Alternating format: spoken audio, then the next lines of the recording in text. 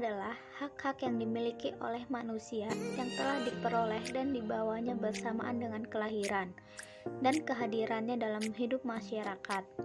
Hak ini ada pada manusia tanpa membedakan ras, bangsa, agama, golongan, jenis kelamin, karena itu bersifat asasi dan universal. Hak asasi manusia adalah hak-hak yang dimiliki manusia semata-mata karena ia manusia, melainkan berdasarkan martabatnya sebagai manusia. Maka, meskipun setiap manusia terlahir dengan warna kulit, jenis kelamin, bahasa, budaya, dan kewarganegaraan yang berbeda-beda, ia tetap mempunyai hak-hak tersebut. Ciri-ciri hak asasi manusia. Yang pertama, hak asasi manusia bersifat hakiki, yang artinya hak asasi manusia tidak diberikan oleh seseorang atau sekelompok orang, melainkan sudah ada, diterima, serta melekat pada diri manusia. Semenjak dilahirkan, hak asasi manusia selalu dibawa dan dipegang oleh manusia sehingga tidak bisa direbut atau dihilangkan. Yang kedua, hak asasi manusia bersifat universal. Artinya, hak asasi manusia berlaku di mana saja dan untuk seluruh manusia tanpa memandang perbedaan wilayah, suku, bangsa, ras, status, genre, agama, dan perbedaan lainnya. Yang ketiga, hak asasi manusia bersifat tetap. Artinya, hak asasi manusia tidak bisa dicabut oleh siapapun.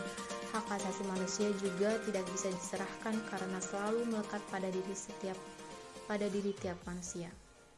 Yang keempat, hak asasi manusia bersifat tidak dapat dibagi. Artinya, hak asasi manusia berlaku untuk semua orang dan tidak dapat dipisahkan dari diri orang tersebut. Selain itu, hak asasi manusia juga tidak dapat dikelompokkan dalam kelompok tertentu berdasarkan golongannya, karena pada dasarnya hak asasi manusia sama atau setara. Selanjutnya, contohnya. Yang pertama, hak pendidikan. Setiap anak berhak menempuh pendidikan sesuai dengan jenjangnya, misalnya mulai dari SD hingga SMA atau SMK. Anak juga berhak memperoleh pendidikan yang layak dan sesuai dengan yang diinginkan tanpa adanya paksaan. Yang kedua, hak hidup. Tiap manusia berhak berkeluarga, melanjutkan keturunan, dan memperoleh manfaat dari ilmu pengetahuan dan teknologi. Hak hidup juga termaksud perlindungan dari segala bentuk tindakan, kekerasan, perbudakan, serta diskriminasi. Yang ketiga, hak mengeluarkan pendapat. Manusia juga memiliki kebebasan untuk mengeluarkan pendapatnya. Secara penyampaian pendapat ini harus dilakukan sebagai mungkin untuk menaati peraturan yang berlaku. Hak kebebasan berpendapat ini juga menjadi hak dasar yang dimiliki oleh setiap manusia. Tidak boleh ada pihak yang menghapus atau mengambil hak tersebut. Yang keempat, hak bebas memeluk agama. Sama seperti hak lainnya, manusia juga memiliki kebebasan untuk memeluk agama sesuai dengan kepercayaan masing-masing, tanpa adanya unsur paksaan. Manusia juga mendapat hak yang setara untuk beribadah sesuai dengan kepercayaan tanpa adanya unsur paksaan atau diskriminasi. Setelah itu saya akan menjelaskan tentang pelanggaran HAM. Pelanggaran HAM adalah pelanggaran atau pelalaian terhadap kewajiban asasi yang dilakukan oleh seseorang atau kelompok orang kepada orang lain. Contoh-contoh pelanggaran HAM tersebut, yang pertama, pembunuhan pada peristiwa G30 SPKI di Indonesia. Yang kedua, pembunuhan etis Muslim Rohingya di Myanmar. Yang ketiga, kasus terbunuhnya seorang aktivis HAM Indonesia Munir Said Talib.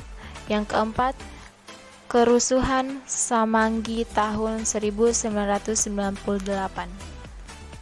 Sebenarnya pelanggaran HAM tidak hanya terbatas pada kasus-kasus besar seperti pembunuhan, penganiayaan, pemerkosaan, namun juga termasuk kasus ringan yang terjadi dalam kehidupan sehari-hari seperti merasa terintimidasi dan kehilangan rasa nyaman karena orang lain, tidak bebas menentukan pilihan maupun kepercayaan karena tekanan orang lain, dan siswa yang terganggu oleh temannya yang terus bertanya soal ujian berlangsung.